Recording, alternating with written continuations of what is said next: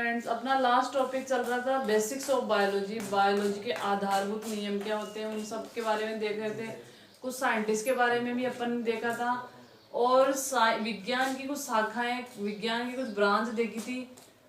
इसके आगे अपन कंटिन्यू करते हैं कि और कौन कौन सी ब्रांच होती है जिनसे एक तो डायरेक्ट क्वेश्चन पुटअप होंगे आपके कि ये निम्न की शाखा किससे संबंधित है, इसमें किसका अध्ययन किया जाता है।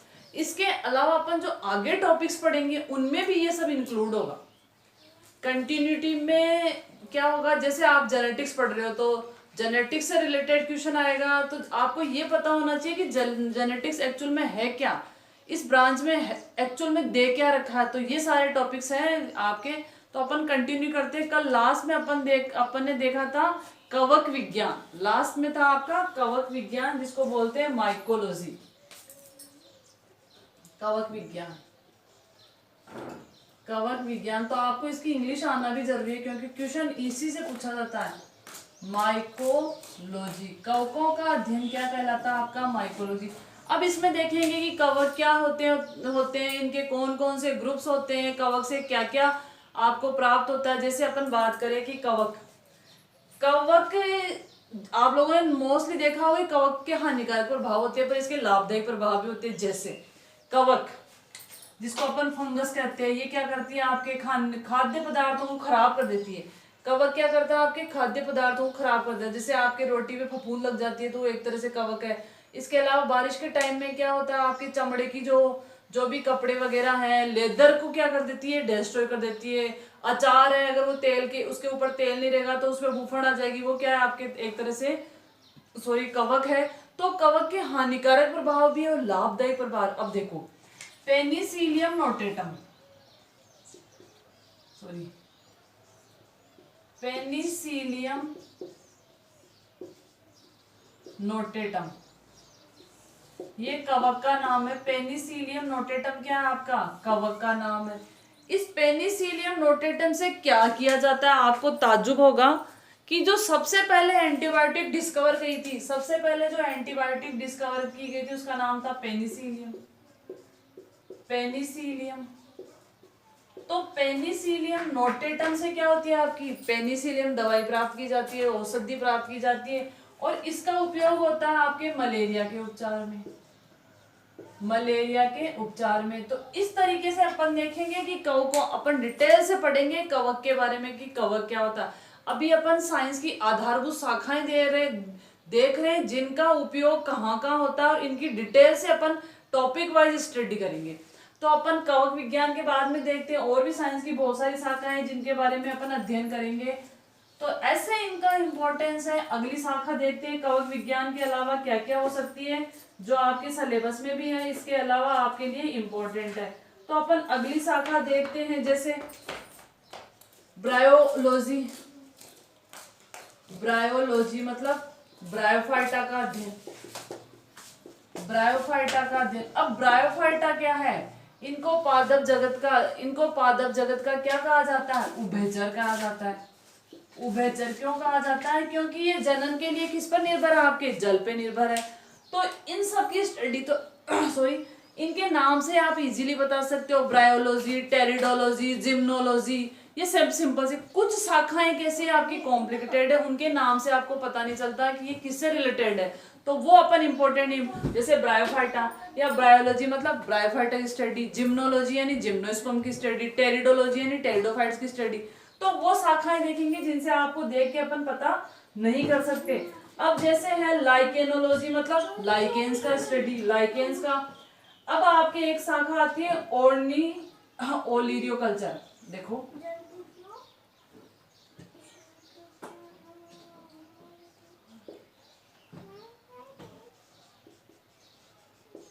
ओलिरियो कल्चर मतलब फल व सब्जियों, फल, इसको मैं रख कर देती हूँ, इसमें सब्जियां ही आएगी डायरेक्ट। सब्जियों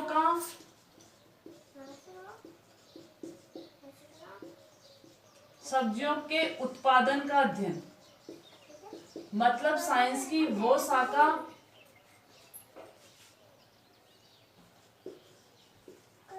साइंस की वो शाखा, विज्ञान की वो शाखा ओलियो कल्चर, जिसमें सब्जियों का उत्पादन किया जाता है, कौन सी सब्जी में कौन सा उर्वरक डालना है, इस सब्जी के क्या साइंटिफिक उपयोग है, इसका क्या, इसको खाने से क्या नुकसान होगा, क्या फायदा होगा, कितनी मात्रा में लेनी चाहिए, सब्जियों के उत्पादन को कैसे उन्नत किया जाए, कैसे विकसित किया जाए, जैसे जैसे पॉपुलेशन इंक्रीज हो रही है, ज्यादा उत्पादन की रिक्वायरमेंट है, तो ये सब किसमें पढ़ेंगे अपन, ओलियोकल्चर। इसके अलावा और देखते हैं हॉर्टिकल्चर।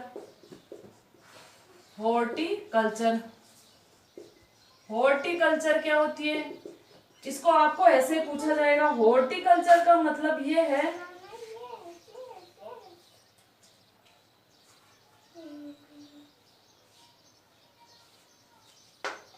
फूलों का उत्पादन, फूलों का उत्पादन मतलब साइंस की वो शाखा, विज्ञान की वो शाखा जिसमें ये अध्ययन किया जाता है कि फूलों का उत्पादन कैसे किया जाए, फूलों की उन्नत किस्म में कैसे उत्पन्न की जाए, ये सब किसमें पढ़ेंगे अपन, हॉर्टिकल्चर में। और देखते हैं और कौन सी शाखा हो सकती है, पीडियोलॉजी, ये इंपॉर्टेंट है। पीडियोलॉजी मतलब मृदा का अध्ययन, मृदा जो मिट्टी होती है, मृदा का अध्ययन करना। तो इसमें क्या देखेंगे अपन, मृदा का अध्ययन, मृदा की संरचना कैसी होती है, उसका टेक्सचर कैसा होता है, इसके अलावा कौन सी मृदा में कौन से पादपों का उत्पादन अधिक होता है, इसके अलावा मृदा की संरचना कैसी है, उसका अनुप्रस्थ काट क्या है, ए जोन क्या है, बी जोन क्या है, कौन से जोन में आपके पौधे होते हैं, कौन से, ये सारे आप डिटेल से पढ़ेंगे। तो पीडियोलॉजी यानी मृदा का अध्ययन, ये एक अच्छी शाखा है, इसके बारे में देखना आप। माइक्रोबायोलॉजी, सूक्ष्म जीव विज्ञान, इससे रिलेटेड सूक्ष्म जीवों से क्या क्या उत्पन्न हो सकते हैं, जैसे आपके वैक्सीन है, टीका है, इसका उत्पादन किससे किया जाता है, आपके सूक्ष्म जीवों से। तो सूक्ष्म जीव विज्ञान या माइक्रोबायोलॉजी। तो ये सिंपल सिंपल जो जो आपको ऐसा लगेगा कि हाँ ये, जैसे ये सिंपल है, ब्रायोलॉजी, ब्रायोफाइटा का अध्ययन, तो ये सब स्टडी करेंगे अपन। इसके अलावा 2-3 शाखाएं ऐसी हैं जैसे आपके एग्रोएस्ट्रोलॉजी, एग्रोएस्ट्रोलॉजी मतलब घासों का अध्ययन, घासों का अध्ययन, कितने प्रकार की ग्रासेज होती है, घासें होती है, उनमें कौन कौन सी बायोडाइवर्सिटी, जैव विविधता पाई जाती है, कौन सी ग्रास पे कौन सा इकोसिस्टम निर्भर करता है आपका, ये सब किसमें पढ़ेंगे अपन, एग्रोएस्ट्रोलॉजी। तो ये क्या हो गया आपके घासों का अध्ययन, ठीक है। इसके अलावा और आ जाती है डेंड्रोक्रोनोलॉजी, डेंड्रोक्रोनोलॉजी मतलब वार्षिक वलयों को गिनके, जो वार्षिक वलय होते हैं,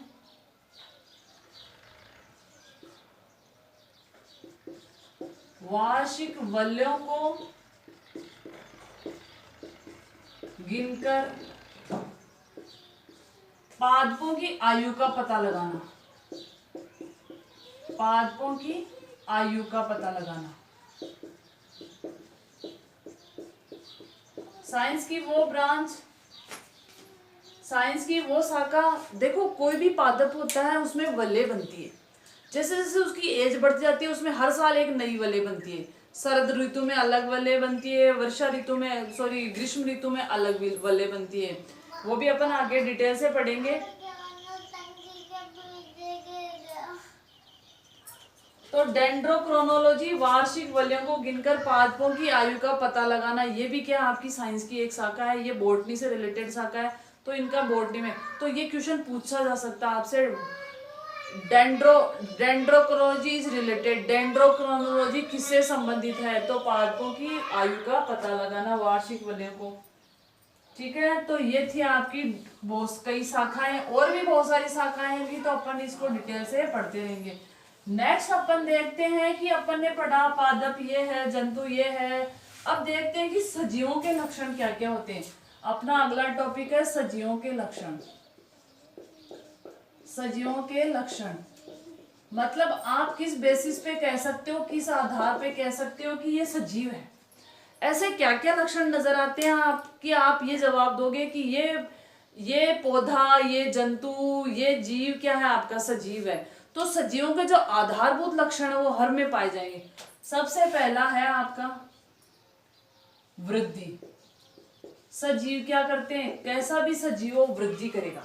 अब पादपों में और जंतु में वृद्धि का क्राइटेरिया अलग अलग होता है। पौधे जीवन पर्यंत वृद्धि करते हैं, जीवन पर्यंत क्या करेंगे आपके वृद्धि करेंगे, जबकि जंतु एक निश्चित समय के बाद उनकी वृद्धि क्या हो जाती है आपकी अवरुद्ध हो जाती है, रुक जाती है। जैसे पौधा है, कोई पादप है, उसकी पत्तियां या उसकी टहनियां, उसकी शाखाएं जीवन पर्यंत वृद्धि करती रहती है, पर जंतुओं पे ये लागू नहीं होता। ऐसा थोड़ी ना अपना हाथ एक निश्चित वृद्धि होने के बाद फिर से बढ़ जा, नहीं होता। जंतुओं में वृद्धि एक सीमित अवधि तक होती है, उसके बाद वृद्धि क्या हो जाती है आपकी रुक जाती है। पादपों में वृद्धि जीवन पर्यंत चलती है, पादपों में वृद्धि जीवन पर्यंत चलती है। जंतुओं में कुछ ऐसे क्षेत्र है जहां पे वृद्धि आपको दिखाई देती है, जैसे बाल है, नाखून है, इनमें क्या होती है आपकी वृद्धि पाई जाती है, पर जीवन पर्यंत वृद्धि नहीं चलती है। अगला है श्वसन। श्वसन ही वो प्रक्रिया है, श्वसन ही वो क्रिया है जिसके द्वारा ये पता चलता है कि ये सजीव है या निर्जीव है। जो भी सजीव होगा वो शोषण करेगा। श्वसन में क्या करेगा, ग्लूकोज का अणु, ग्लूकोज का मॉलिक्यूल C6H12O6 ये ऑक्सीजन की उपस्थिति में क्या करेगा, इसका ऑक्सीकरण होगा। इससे आपको क्या मिलेगी, आपकी ऊर्जा मिलेगी, और ऊर्जा किसमें इकट्ठी हो जाएगी आपकी एटीपी की फॉर्म में। एटीपी को बोलते हैं एडिनोसिन ट्राइफॉस्फेट। तो श्वसन वह प्रक्रिया है जिसमें ग्लूकोज का ऑक्सीकरण होता है, वह वायु की उपस्थिति में भी हो सकता है, वायु की अनुपस्थिति में भी। इसके आधार पर भी जीवों को बांटा गया, वायवीय शोषण करने वाले, अवायवीय शोषण करने वाले। जैसे यीस्ट है, सैकेरोमाइसिटिस सेरिवेसी, यीस्ट की फुल फॉर्म होती है, पूरा नाम होता है सैकेरोमाइसिटिस सेरिवेसी। ये बेकरी इंडस्ट्री जो आपकी, जहाँ पे आपके चीज है, पनीर है, ये पिज्जा है, इसके अलावा क्या कहते हैं आपके ब्रेड है, ये सब जहां बनते हैं, केक है, वो होती है आपकी बेकरी इंडस्ट्री। सब जानते हैं बेकरी। तो बेकरी इंडस्ट्री की बैकबोन, रीढ़ की हड्डी क्या है आपका, यीस्ट है। सैकेरोमाइसिटिस सेरिवेसी वो क्या करेगा, अवायु शोषण करेगा और अल्कोहल का प्रोडक्शन करेगा। ठीक है, तो श्वसन वह प्रक्रिया है जिसमें क्या करेंगे, ग्लूकोज का मॉलिक्यूल टूटेगा, ब्रेकडाउन होगा, ऑक्सीजन की प्रेजेंस में ऊर्जा निकलेगी। वो ऊर्जा एटीपी के रूप में स्टोर होती है, किसमें होती है आपके माइटोकॉन्ड्रिया में, और हर कोशिका में क्या पाया जाता है आपका माइट। तो ये जो क्रियाएं हैं ये आपस में कोरिलेटेड है, किसका संबंध किससे। अब देखो ये केमिस्ट्री है आपकी, केमिस्ट्री है ये। अब केमिस्ट्री कहाँ ऐड हो रखी है आपकी बायोलॉजी में। तो सब्जेक्ट आपस में, बिना बायोलॉजी के केमिस्ट्री का वजूद नहीं है, बिना केमिस्ट्री के बायोलॉजी का वजूद नहीं है, और बिना फिजिक्स के किसी का वजूद नहीं है। आज जो आपके पास ये एपरेटस है, ये बोर्ड है, ये क्या है, फिजिक्स की देन है। ये आपका मार्कर है, ये बाहरी किसकी देन है आपकी, फिजिक्स की। इसके अंदर जो केमिकल है वो किसकी देन है आपके, केमिस्ट्री की देन। तो आपस में ये सब्जेक्ट को रिलेटेड है, तो अपन फिजिक्स भी देखेंगे, बायो भी देखेंगे अपने अकॉर्डिंग। वैसे आप बायो और केमिस्ट्री और फिजिक्स क्लास अपने बेसिस पे तैयारी कीजिए, और भी आपको कहीं ना कहीं इसका टॉपिक मिल जाएगा। मुझे कोई लिंक मिलेगा तो मैं आपको जरूर उसको डिस्क्रिप्शन में दे दूंगी। ठीक है, और देखते हैं कि जंतुओं में और क्या हो सकता है, उत्सर्जन। कोई भी जंतु होगा, पादप होगा, वो क्या करेगा, उत्सर्जन। अब आप सोच रहे हो कि पौधे भी उत्सर्जन करते हैं, वेरी गुड, पौधे भी उत्सर्जन करते हैं। कैसे, जो भी नाइट्रोजनी अपशिष्ट पदार्थ होते हैं, नाइट्रोजनी अपशिष्ट का मतलब प्रोटीन के पाचन के फलस्वरूप जो भी पदार्थ बनते हैं वो नाइट्रोजनी अपशिष्ट होंगे। तो नाइट्रोजनी अपशिष्ट पदार्थों को शरीर से बाहर निकालने की प्रक्रिया क्या होती है आपकी, उत्सर्जन। जंतुओं में भी होती है, पादपों में भी होती है। अब जंतुओं की बात की जाए, जैसे अपनी बात की जाए, अपने नाइट्रोजनी अपशिष्ट क्या हो गया, यूरिया हो गया। यूरिया क्या है, यूजलेस है। तो जो जंतुओं के अपशिष्ट पदार्थ है, जैसे आपके एनिमल्स के अपशिष्ट पदार्थ है, गाय भैंस है, इनके मलमूत्र गोबर सब काम आते हैं, इनसे बायोगैस बनती है। उससे क्या होती है, ईंधन की खपत क्या हो जाती है। अगर आप एलपीजी यूज कर रहे हो घर में, जो भी वेस्ट है, गोबर वगैरह, उससे आप बायोगैस बनाओगे तो आपके एलपीजी खपत क्या हो जाएगी, कम हो जाएगी। तो ये जो वेस्ट प्रोडक्ट है ये यूजफुल है, इनका कहाँ कैसे यूज आता है। तो अपना टॉपिक है उत्सर्जन। तो जो प्रोटीन के पाचन के फलस्वरूप, या ये कह सकते हो आप, नाइट्रोजनी अपशिष्ट पदार्थ के उत्सर्जन की नाइट्रोजन अपशिष्ट पदार्थ को शरीर से बाहर निकालने की प्रक्रिया क्या है आपकी, उत्सर्जन। अब जो जंतुओं के अपशिष्ट है वो हानिकारक होते हैं, पर पादपों के अपशिष्ट क्या होते हैं, उपयोगी। जैसे गोंद है, पादपों के अपशिष्ट क्या हो जाएंगे, गोंद है, ये पादपों का अपशिष्ट है, गोंद है, कत्था है, रेजिन है, रबर है जिसको लेटेक्स बोलते हैं, दूध, इन सब से क्या किया जाते हैं, कत्था भी काम आता है, गोंद भी काम आता है, रेजिन भी काम आता है, लेटेक्स भी काम होता है। तो पादपों के अपशिष्ट पदार्थ क्या होते हैं, हींग है आपके, ये सब अपशिष्ट है, ये क्या होते हैं, उपयोगी होते हैं। तो ये सब अपन डिटेल से देखेंगे। तो ये क्या है आपके सजीवों के मुख्य मुख्य लक्षण। डायरेक्ट क्वेश्चन नहीं आएगा, पर ये सब आपको नॉलेज होना बहुत नेसेसरी है। तो सजीवों के क्या क्या आवश्यक, या सजीवों में कौन कौन से ऐसे लक्षण है जिससे आप ये कह सकते हैं कि ये सजीव है। नेक्स्ट कैरेक्टर देखते हैं, कोशिका। कोई भी सजीव होगा उसकी क्या होगी, कोशिका संरचना होगा, कोशिकीय संरचना होगी। कोई भी सजीव है, चाहे वो यूकेरियोटिक हो चाहे प्रोकैरियोटिक हो, एक कोशिकीय हो बहुकोशिकीय हो, उसकी निश्चित कोशिकीय संरचना पाई जाएगी। जैसे अपन क्या है, यूकेरियोटिक जीव है या क्या कह सकते हैं बहुकोशिकीय जीव है, तो अपनी कोशिका की संरचना। प्रोकैरियोटिक जीव है तो उस हिसाब से। तो कोई भी जीव होगा उसमें निश्चित कोशिका पाई जाएगी, उसकी एक निश्चित कोशिकीय संरचना होगी। इसके अलावा जीवधर्व्य,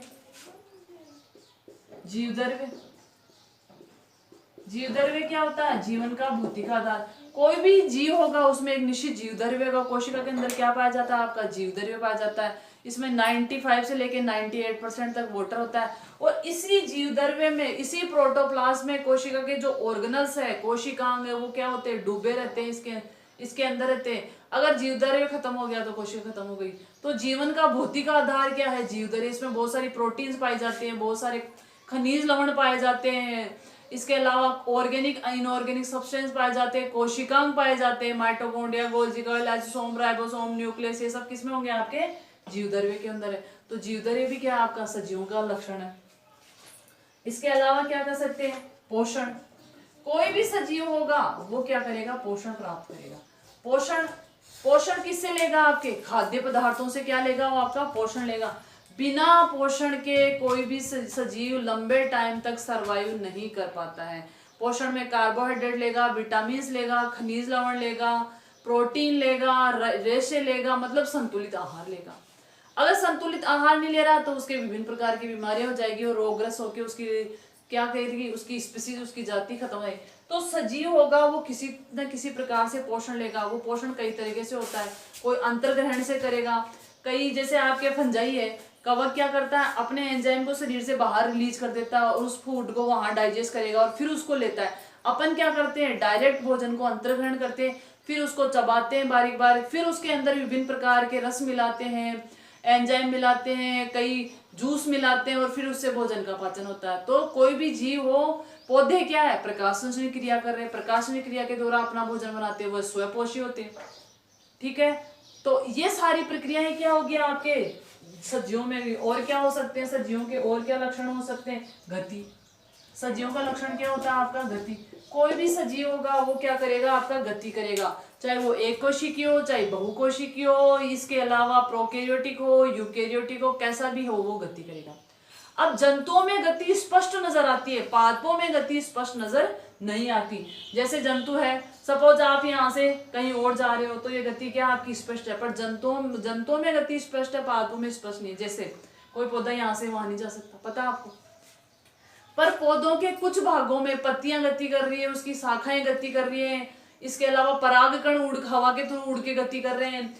किसी के परागकण पानी में गिर गए, किसी एनिमल से चिपक गए तो वो गति कर रहे हैं। तो पादपों में क्या होती है, गति एक सीमित दायरे में होती है। जंतुओं में क्या होती है आपकी, कई जंतु भी स्थानबद्ध होते हैं।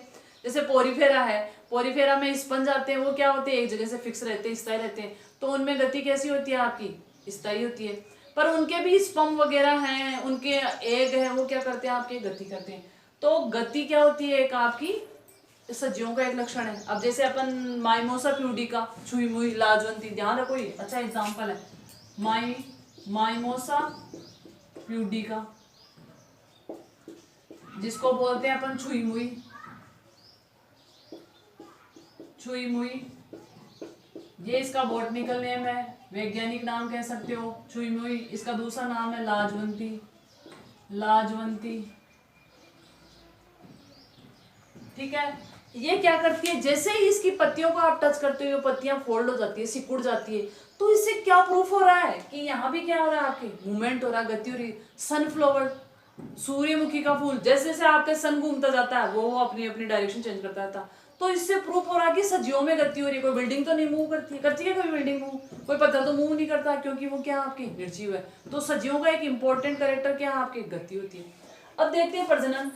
अगला क्या है आपका प्रजनन। सजीव होंगे वो क्या करेंगे, जनन करेंगे, प्रजनन करेंगे। सजीवों का एक महत्वपूर्ण लक्षण है प्रजनन या जनन।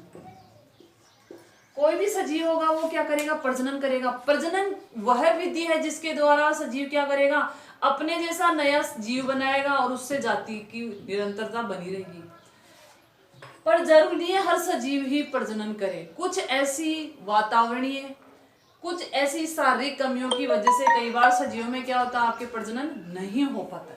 जैसे कोई दंपति है, वो शादीशुदा है, उसकी शादी को 2-3-4 साल हो गए, अब वो चाहता है कि हमारा परिवार बढ़े, पर कुछ कारणों की वजह से उसका परिवार नहीं बढ़ रहा, तो क्या आप उसको निर्जीव कह सकते हो, नहीं कह सकते। तो ये क्या है, आपके प्रजनन एक विधि है, सजीवों का एक लक्षण है। पर कुछ सजीव ऐसे होते हैं जिनमें प्रजनन, जैसे स्ट्राइल होते हो, जैसे आप म्यूल, खच्चर की बात करो, खच्चर म्यूल जिसको बोलते हैं, खच्चर या म्यूल, ये क्या आपका सजीव है। खच्चर या म्यूल क्या आपका सजीव है। घोड़े और गधे के संकरण से क्या बनाया गया, आपका खच्चर बनाया गया, पर इसमें प्रजनन क्षमता नहीं होती, क्या ये आपका सजीव नहीं होगा, होगा। तो ये क्या है, आपके एक्सपेक्शन है, अपवाद है। तो सजीव होने के बावजूद भी कुछ ऐसे कारण हो सकते हैं जिससे ये क्या कर सकते हैं, आपके प्रजनन नहीं कर सकते। पर अपन ये नहीं कहेंगे ये सजीव नहीं है। ठीक है, नेक्स्ट देखते हैं अपन और क्या हो सकता है। उत्सर्जन अपन ने देख ही लिया। अनुकूलन, अनुकूलन, कोई भी सजीव होगा वो आप क्या करेगा, जिस वातावरण में रहेगा उसके अनुसार अपने आप को ढालने की कोशिश करेगा। जिस भी वातावरण में रहेगा उसके अकॉर्डिंग अपने आप में चेंज करने की कोशिश करेगा, और परिस्थितियां कितनी भी विपरीत हो उस अपने आप को उसमें ढाल लेगा। और यही विधि क्या होती है, अनुकूलन। जैसे गिरगिट है, गिरगिट क्या करेगा, आपके अपना कलर बदल लेगा शत्रुओं से बचाने के लिए, या वातावरण के अनुसार, उसको बोलते हैं अनुहरण, जिसकी वजह से क्या करेंगे, उसको शत्रु नहीं खाएंगे। तो कोई भी सजीव जिस वातावरण में रहता है उसके जैसे कोई पेड़ है, गर्मी वाली जगह पे गर्मी वाली जगह पे उगता है, उसको वहाँ कम पानी की जरूरत होती है। ठंडे वाले स्थान होते हैं वहां पे वैसे ठंड होती है तो मॉइस्चर रहता है। जो राजस्थान के जो लोग हैं वो ज्यादा गर्मी बर्दाश्त कर पाते हैं, कश्मीर वाले नहीं कर पाते। क्यों, क्योंकि वो अपने शरीर को उसके अनुसार वो क्या हो चुके हैं, आपके अनुकूलित हो सकते हैं। तो ये भी सजीवों का एक इंपॉर्टेंट कैरेक्टर है। और देखते हैं सजीवों में क्या ऐसे लक्षण हो सकते हैं जिसे अपन बता सकते हैं। एक है उपापचय।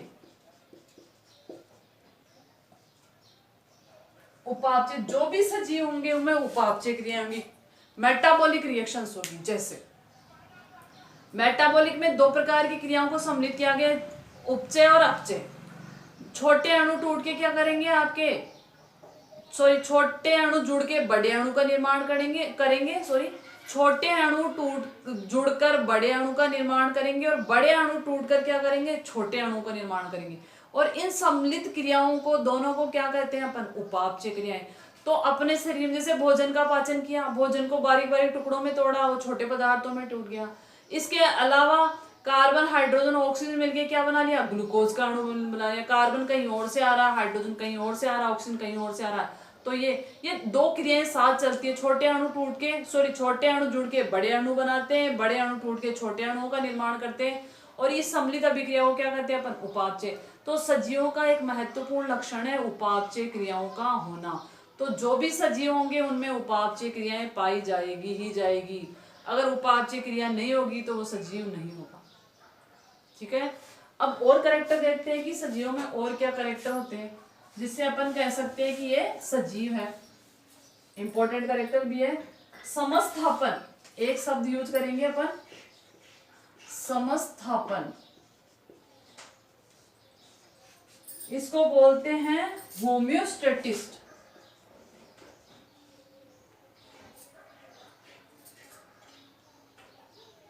स्टेसिस,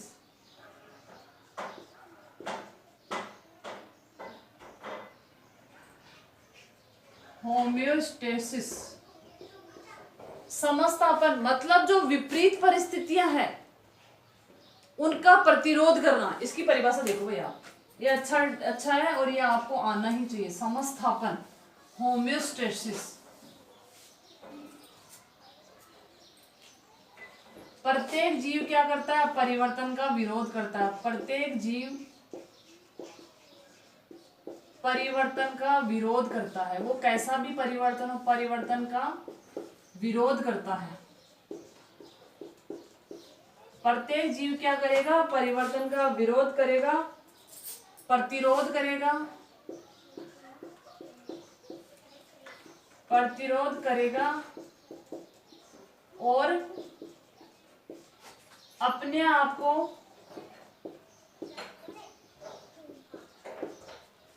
प्रतिरोध करेगा और अपने आप को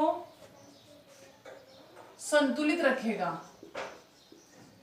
बैलेंस रखेगा, संतुलित रखेगा। कोई भी जीव है अपने वातावरण में, जिस भी वातावरण में रहता है उसका प्रतिरोध करेगा और अपने आप को बैलेंस रखने की, संतुलित रखने की कोशिश करेगा।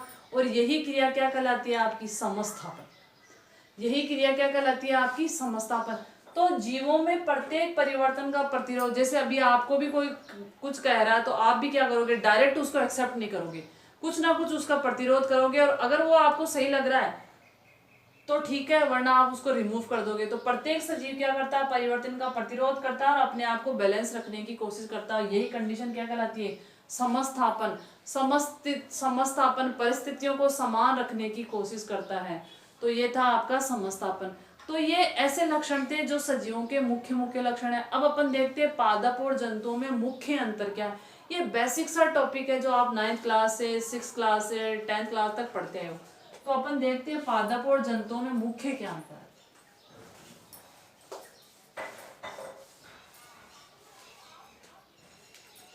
एक तरफ देखते हैं अपन पादप और दूसरी तरफ लेते हैं अपन जंतु, या कह सकते हैं पादप कोशिका और जंतु कोशिका।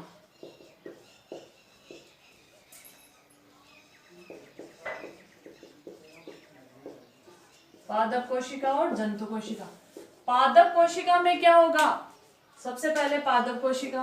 पादप कोशिका में क्या होगा, आपकी कोशिका भित्ति पाई जाएगी। पादप कोशिका में क्या होगा, कोशिका भित्ति पाई जाएगी। जंतु कोशिका में क्या होगी, आपकी एब्सेंट होगी। पादप कोशिका में क्या होगी, कोशिका भित्ति पाई जाती है और जंतु कोशिका में क्या होगी, आपकी कोशिका भित्ति एब्सेंट होगी। यह है इंपॉर्टेंट कैरेक्टर। अनुपस्थित लिख देती हूँ, अनुपस्थित। इसके अलावा पादप कोशिका में क्या होगा, आपका कोशिका भित्ति के अलावा क्या हो सकता है, आपके हरित लवक पाया जाता है। पादप कोशिका में क्या होता है, हरित लवक। जंतु कोशिका में क्या होगा, हरित लवक नहीं पाया जाएगा। ये बेसिक अंतर है पादप कोशिका और जंतु कोशिका में। और क्या हो सकता है, पादप कोशिका में क्या होगा, आपका हरित लवक के अलावा बड़ी रिक्तिकाएं पाई जाएगी। बड़ी रिक्तिकाएं पाई जाएगी। जंतु कोशिका में या तो छोटी रिक्तिका होगी या क्या होगी, आपकी एब्सेंट होगी। या तो छोटी होगी रिक्तिका या क्या होगी, आपकी अनुपस्थित। तो पादप कोशिका में सबसे बाहरी आवरण क्या होगा, कोशिका भित्ति, हरित लवक, बड़ी रिक्तिका पाई जाएगी। इसकी वजह से आपका केंद्र कहाँ चला जाएगा, आपका पेरिफेरी की तरफ, परिधि की तरफ चला जाएगा। इसके अलावा पादप कोशिका में लाइसोसोम, पादप कोशिका में क्या होते हैं, आपके लाइसोसोम ना के बराबर होते हैं। लाइसोसोम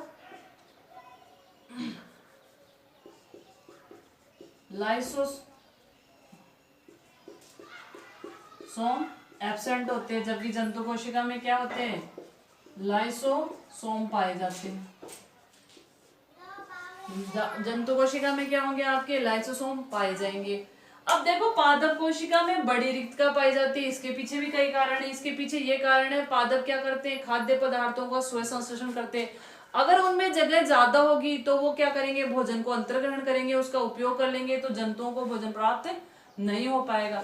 इसीलिए पादप कोशिका में क्या होती है, आपकी बड़ी रिक्तिका पाई जाती है, जगह कम होती है, तो जो भोजन बना वो इकट्ठा हो जाता है, स्टोर हो जाता है।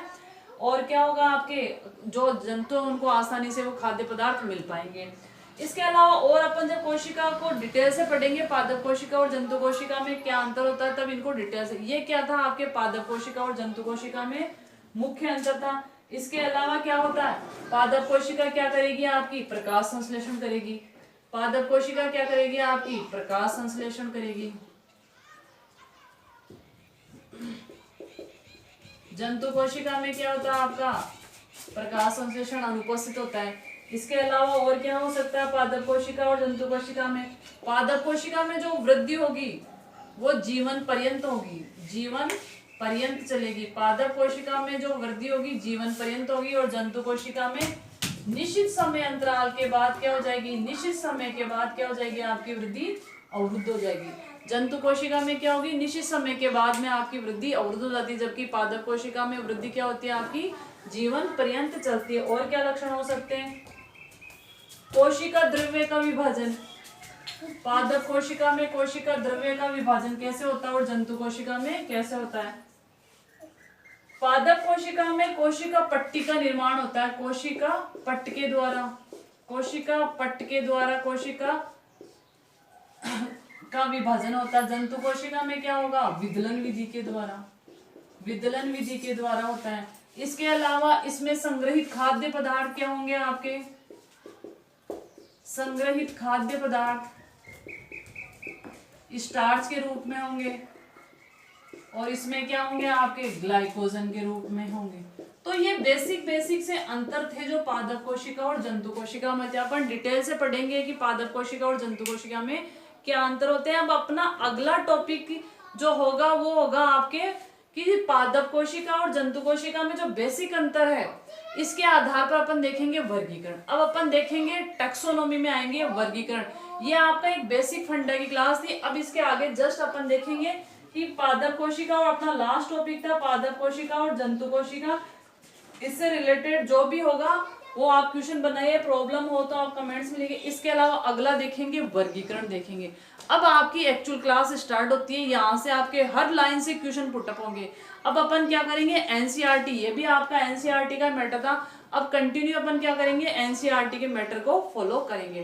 तो अब अपना जो नेक्स्ट लेक्चर होगा वो क्या होगा, आपका जूलॉजी से रिलेटेड होगा, और साथ में मैं 2 लेक्चर डालूंगी, एक बॉटनी का और एक जूलॉजी का, ताकि आपका कोर्स कवर होता रहे। थैंक यू, धन्यवाद।